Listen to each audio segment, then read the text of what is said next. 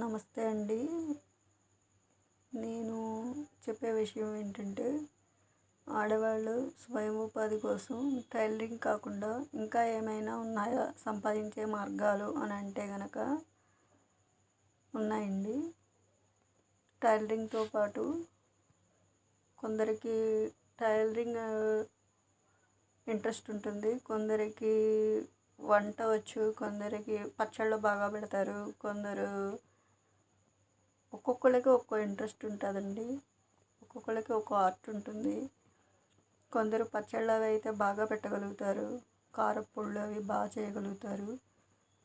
అదే వాళ్ళ ఉపాధి అనుకొని పచ్చళ్ళు కనుక పెట్టి సేల్స్ చేసుకుంటే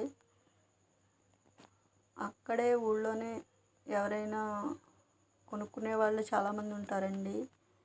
ఒక చిన్న షాప్లా పెట్టుకొని పచ్చళ్ళు అమ్ముకున్నా, లేకపోతే ఇంటి దగ్గరే అమ్ముతా ఉన్నాం అని చెప్పేసి ఒక బోర్డు పెట్టుకుని కనుక పచ్చళ్ళు పెట్టి అమ్మితే కనుక అవి కూడా కొంటారండి. అస్తమానం కొన్నా కొనకపోయినా ఎప్పుడు ఎవరికి ఏం అవసరం అవుతుందో తెలియదు కదండి. ఒక్కొక్కసారి ఆ పచ్చళ్ళు కూడా కొంటారు, కారప్పొళ్ళు అవి కొంటారండి.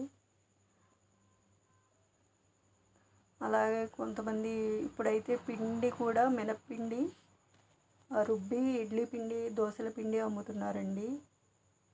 అలా కూడా మనం ఉపాధి కల్పించుకోవచ్చండి. మనం ఇంటి దగ్గరే ఉండి ఫస్ట్ మనం పెద్దగా స్టార్ట్ చేయకపోయినా ఎక్కువ పెట్టుబడి పెట్టి ఒక 50,000 రూపాయలు పెట్టి గ్రైండర్లు అవన్నీ కొనాలి అని అనుకోకుండా కనీసం చిన్న గ్రైండర్ కొనుక్కొని ఒక 5,000 అలా వస్తుంది కదండి. అలా కొనుక్కొని ముందు ఎలా ఇంట్లో పోనీ కనీసం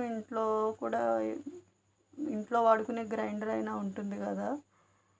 ఆ వాడుకునే గ్రైండర్లోని 1 కేజీ పప్పు, 1/2 కేజీ పప్పు అలా వేసి రుబ్బి దోశల పిండి కానీ ఇడ్లీ పిండి కానీ అలా ట్రై చేసి చూస్తే అమ్ముడైతే కనుక అప్పుడు మీరు బిజినెస్ అనేది పెద్దగా చేసుకుంటే బాగుంటుందండి. ముందు మీరు అది అసలు ఎలా అమ్ముడవుతున్నాయని ముందు ప్లాన్ చేసుకుంటే కనుక ఆ బిజినెస్ కనుక బాగుంటే అప్పుడు మీరు పెద్దగా పెట్టుబడి పెట్టుకుని రన్ చేసుకోవచ్చు. ఏవైనా సరే అండి, ముందు చిన్నగా స్టార్ట్ చేసి అప్పుడు పెద్దగా పెట్టుకోండి. అప్పుడు బాగుంటుంది, ఇబ్బంది పడకుండా ఉంటారు, ఇంట్లో ఎవరితో కూడా మాట పడకుండా ఉంటారు. అదే అండి నేను చెప్పేది. ఎక్కువ అప్పు చేసి స్టార్ట్ చేసేదానికన్నా చిన్నగా ఇంట్లోనే స్టార్ట్ చేసుకుంటే బెటర్ అండి. అది బాగున్న తర్వాత పెద్దగా చేసుకుంటే